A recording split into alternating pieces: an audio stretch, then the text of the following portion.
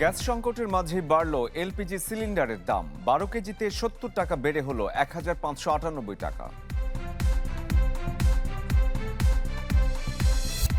সেপ্টেম্বরের মধ্যে রিটার্ন দিলে মিলবে 5% কর রেয়াত।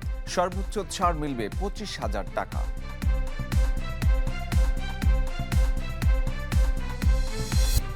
চলতি অর্থ বছরে রাষ্ট্রায়ত্ত ব্যাংকে শূন্য পদে নিয়োগ সার্বিক বিবেচনায় সিদ্ধান্তকে ভুল বলছেন বিশ্লেষকরা।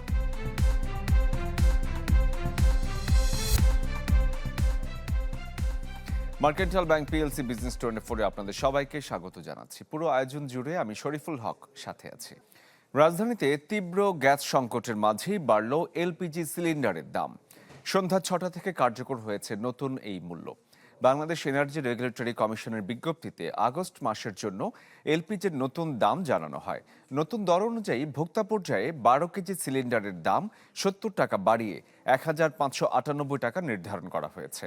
এছাড়া গাড়িতে ব্যবহৃত অটো গ্যাসের দামও বাড়িয়েছে বিইআরসি।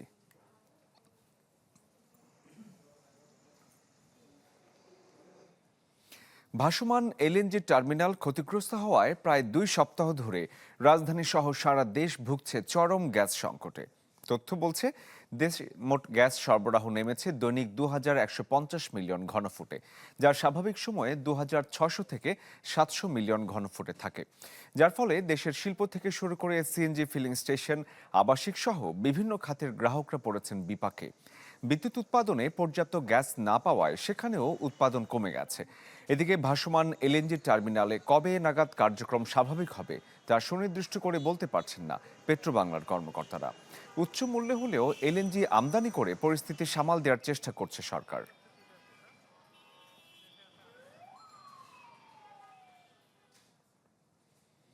এদিকে গ্যাস সংকটে স্থবিরতা নেমে এসেছে রাজধানীর পরিবহন ও নিত্য পণ্য সরবরাহ ব্যবস্থায়। ফিলিং স্টেশনগুলোতে পর্যাপ্ত চাপ ও গ্যাস না থাকায় দীর্ঘ হচ্ছে গাড়ির সারি। ভোগান্তি বাড়ছে চালক ও যাত্রীদের।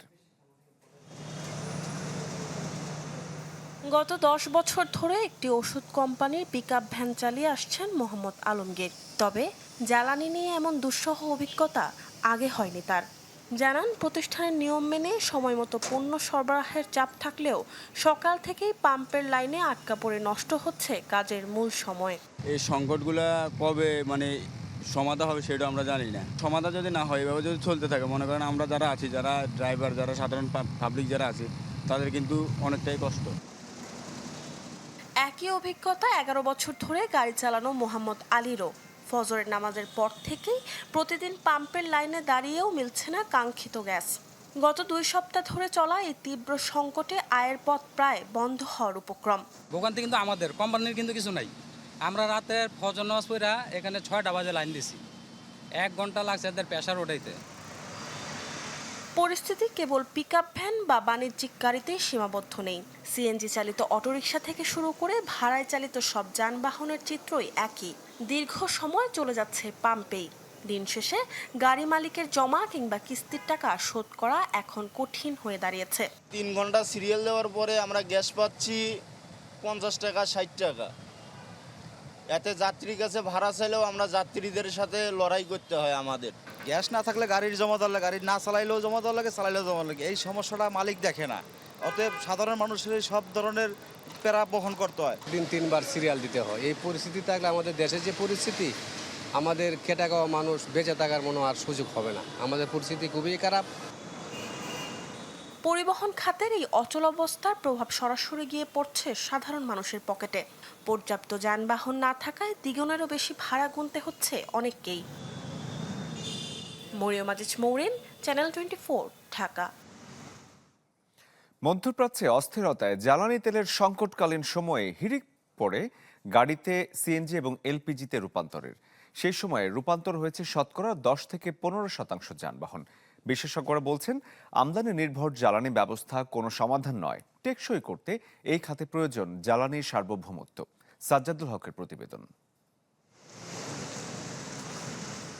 গাড়ি নেওয়ার পর 1 বছর তেলেই চালিয়েছেন বেসরকারি চাকরিজীবী উত্তম দত্ত। জ্বালানি সংকট আর খরচ সাশ্রয়ী করতে সিএনজিতে রূপান্তর করেন গাড়িটি। আর সেই সিএনজি সংকটেই এখন ঘন্টার পর ঘন্টা কাটছে রাস্তায়। তেল আপনার না পাওয়ার কারণে এটাকে আমি গ্যাসে কনভার্ট করি। গ্যাসে কনভার্ট করার পরে এখনকার দেখছি গ্যাসের সমস্যা, গ্যাসও পাচ্ছি না। আমরা দৈনিক 7-8 ঘন্টা সিরিয়াল থেকেও গ্যাস পাচ্ছি না। শুধু উত্তম দত্তই নয়, সংকটের এই সময়ে গাড়ির জন্য বিকল্প জ্বালানি খোঁজার সংখ্যাটাও কম নয়। সিএনজির পাশাপাশি লিকুইড পেট্রোলিয়াম গ্যাস এলপিজির রূপান্তর করছেন কেউ কেউ, কিন্তু এই রূপান্তর সমাধান আনতে পারেনি যানবাহনের জ্বালানি খাতে। গতকাল সন্ধ্যা 6টায় গাড়ি সিএল লাগাইছি, গাড়ি দিয়ে দুকে ভাত খাইতেও যাইতে পারি না, আর দুপুরে ভাতের মতো খাইতেই নেই। এই হলো আমাকে কষ্ট। সরকার যদি গ্যাস দেয় তাহলে ঠিক মতো দেবো, আর না দিলে গ্যাস বন্ধ করে দেবো, তাহলে চালাক। আমরা এরভাবে অনর্থ থাকবো কেন? সিএনজির তুলনায় এলপিজি রূপান্তরের পরিমাণ শতকরা 65 থেকে 70%, আর এই রূপান্তরের তুলনামূলক খরচ ধরন ভেদে 5 থেকে 10,000 টাকা বেশি। গড়ে খরচ হয় 1 লাখ থেকে 1.5 লাখ টাকা পর্যন্ত। একটা 1500 সিসির গাড়ি যদি আমরা সিএনজিতে কনভার্সন করি, এটা 60 লিটারের সিলিন্ডার দিয়ে আপনার কনভার্সন কস্ট হয় 1,05,000। ধরেন বড় গাড়ি হলে যখন সিসি বাড়বে তখন কনভার্সন কস্টটা বাড়ে আর কি। বিপিসির তথ্য বলছে, বর্তমানে দেশে মোট পেট্রোলিয়াম জ্বালানির প্রায় 92%ই আমদানিকৃত। এমন পরিস্থিতিতে জ্বালানি নিশ্চয়তায় যানবাহনে সিএনজি বা এলপিজি ভবিষ্যতে কতটুকু স্বস্তি মিলবে, তাই নবায়নযোগ্য জ্বালানির গুরুত্ব তুলে ধরলেন এই বিশেষজ্ঞ। এলএনজি এবং crude oil always input dependency, আপনার কখনোই জ্বালানি সার্বভৌমত্ব নিশ্চিত হবে না। যদি অর্থনৈতিকভাবে টিকে থাকতে হয়, তাকে জ্বালানি ইমিডিয়েট সলিউশনের, রিনিউয়েবল এনার্জি বেস ইমিডিয়েট সলিউশনের কোনো বিকল্প নাই। বর্তমানে দেশের সড়কে চলছে অন্তত 20টি ব্র্যান্ডের গাড়ি, যার মধ্যে 70%ই টয়োটা ব্র্যান্ডের। এর অধিকাংশই সিএনজি বা এলপিজিতে রূপান্তরিত। সাজ্জাদুল হক, চ্যানেল 24, ঢাকা। আগামী 30 সেপ্টেম্বরের মধ্যে আয়কর রিটার্ন দাখিল করলে সর্বোচ্চ 25,000 টাকা পর্যন্ত কর ছাড় পাবেন ব্যক্তি শ্রেণীর করদাতারা। নতুন আয়কর আইন 2023 অনুযায়ী নির্ধারিত সময়ের শুরুতেই রিটার্ন দাখিলে করদাতাদের উৎসাহিত করতে এই কর প্রণোদনার ব্যবস্থা করেছে জাতীয় রাজস্ব বোর্ড এনবিআর। সংবাদ বিজ্ঞপ্তিতে জানানো হয়, 1 জুলাই থেকে 30 সেপ্টেম্বরের মধ্যে আয়কর রিটার্ন দাখিলকারী স্বাভাবিক ব্যক্তি ও হিন্দু অবিভক্ত পরিবার করদাতারা রিটার্নের সঙ্গে পরিশোধযোগ্য করের 5% পর্যন্ত ছাড় পাবেন। তবে সর্বোচ্চ 25,000 টাকা পর্যন্ত কর ছাড় পাবেন। যদিও 1 অক্টোবর থেকে 31 ডিসেম্বরের মধ্যে রিটার্ন দাখিল করলে কোনো কর প্রণোদনা দেওয়া হবে না।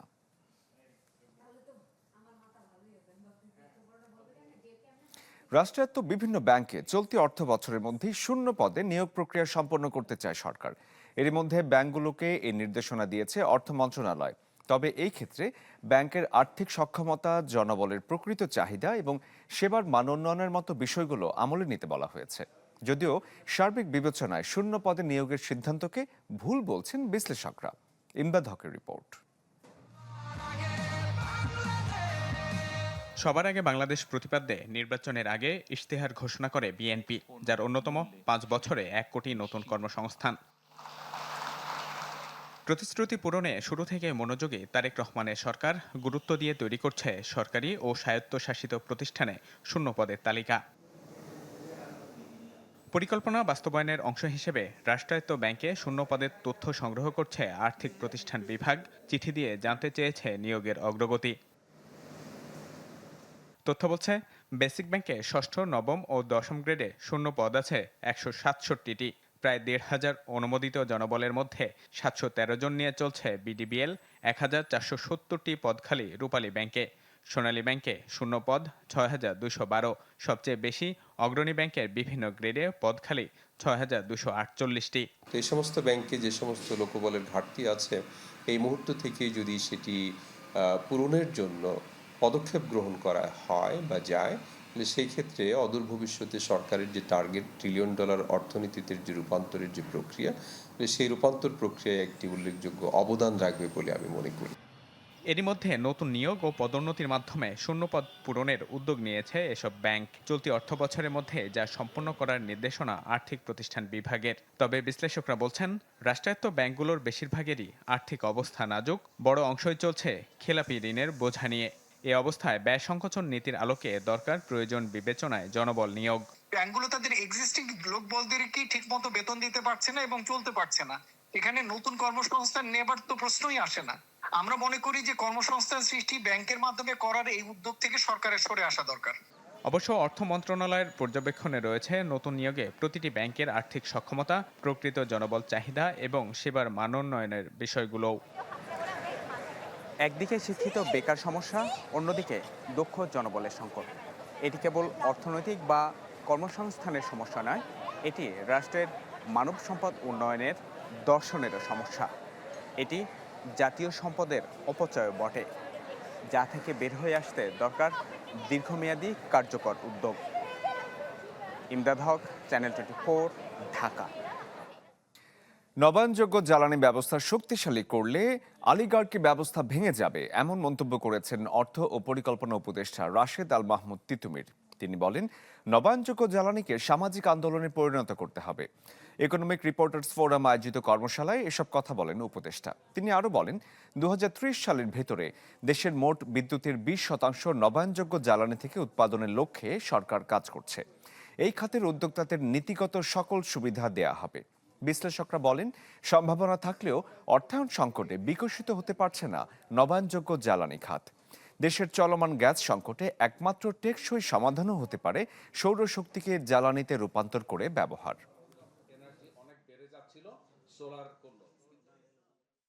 জ্বালানির এই সংকট কিন্তু সহসা যাবে না, এবং এই যে আমদানি করা জ্বালানি দিয়ে যে আমাদের শিল্প কারখানা চালানো, এটাও কিন্তু আগামী দিনে খুব ভায়াবল হবে না। সুতরাং আমাদেরকে দেশীয় উৎপাদনের জায়গাগুলো দেখা, দেশীয় গ্যাস উৎপাদন, নবায়নযোগ্য জ্বালানিকে ব্যবহার এবং রুফটপকে ব্যবহার। গ্যাসের সংকট হচ্ছে, গৃহের সমস্যা হচ্ছে, আমরা চেষ্টা করছি হিউস্টনে যাচ্ছি, ওই জায়গা থেকে এলপিজি আনা, অলিগার্কি ভাঙা, এগুলো সব ঠিক, কিন্তু এর চেয়ে সহজতর সমাধান ছিল যদি আমরা বাড়িতে আপনার রান্নার জন্য সোলার সিস্টেম দিয়ে চুলাটা দিতে পারতাম। 3 দশকে ব্যয় হয়েছে হাজার কোটি টাকা, নেওয়া হয়েছে 21টিরও বেশি প্রকল্প, কিন্তু স্থায়ী সমাধান হয়নি যশোরের ভবদহের জলাবদ্ধতার। সবশেষ 140 কোটি টাকার নদী খনন প্রকল্পে বাসিন্দারা আশায় বুক বাঁধলেও মাত্র কয়েকদিনের টানা বর্ষণ সেই আশাকে ভাসিয়ে দিয়েছে। তৌহিদুর রহমানের রিপোর্ট, ছবি তুলেছেন ইমরান হোসেন। যশোরের মনিরামপুরের সুজাতপুরের গৃহবধূ বিধি রানী, তার বাড়ির উঠান পেরিয়ে বসতঘরের রান্নার জায়গা, গোয়ালঘর সবই ডুবেছে পানিতে। কোমর সমান পানি ডিঙিয়ে যতটুকু সম্ভব ঘরের মাল নিরাপদে নিয়ে যাওয়ার চেষ্টা বিধি রানীর।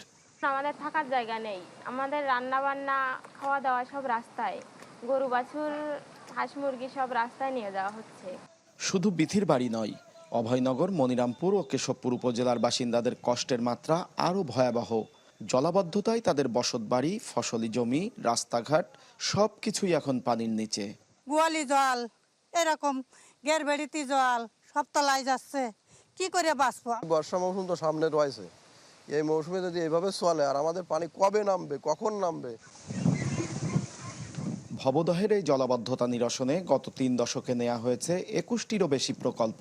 খাল খনন, নদী সংস্কার, পানি নিষ্কাশনের ব্যবস্থার উন্নয়ন সহ বিভিন্ন কাজে ব্যয় হয়েছে হাজার কোটি টাকা, কিন্তু মেলেনি স্থায়ী কোনো সমাধান। আর এর জন্য পানি উন্নয়ন বোর্ডের কর্মপরিকল্পনাকে দুষছেন আন্দোলনকারীরা। এই বাঁধটা দেওয়ার ফলে আমাদের 4 থেকে 5 কিলোমিটার আমাদের এখানে পলি পড়ে ভরে গেছে। আমডাঙ্গা খাল এই মুহূর্তে সংস্কারের ব্যবস্থা করা হোক, যাদের কারণে এই 2 বছর প্রলম্বিত হয়েছে তাদের বিচারের আওতায় আনা হোক। তবে পানি উন্নয়ন বোর্ডের নির্বাহী প্রকৌশলী জানিয়েছেন, জলাবদ্ধতা নিরসনে কাজ চলছে, দ্রুতই পানি নেমে যাবে এসব এলাকা থেকে। 7টি কপার দিয়ে পানি বেরোচ্ছে, আশা করতেছি যে যদি অতিবৃষ্টি বা ভারী বর্ষণ আর খুব সাম্প্রতিক সময় না হয়, তাহলে খুব তাড়াতাড়ি সময়ে কপাটের সংখ্যা বৃদ্ধি হতে থাকবে, পানি নিষ্কাশন ত্বরান্বিত হবে এবং মানুষের দুর্ভোগ লাঘব হয়ে যাবে। যশোরের নদ নদীগুলোর নাব্যতা ফেরাতে খনন কাজ চললেও জলাবদ্ধতা নিরসনে দীর্ঘমেয়াদী সমাধান চান বাসিন্দারা। তৌহিদুর রহমান, চ্যানেল 24, যশোর।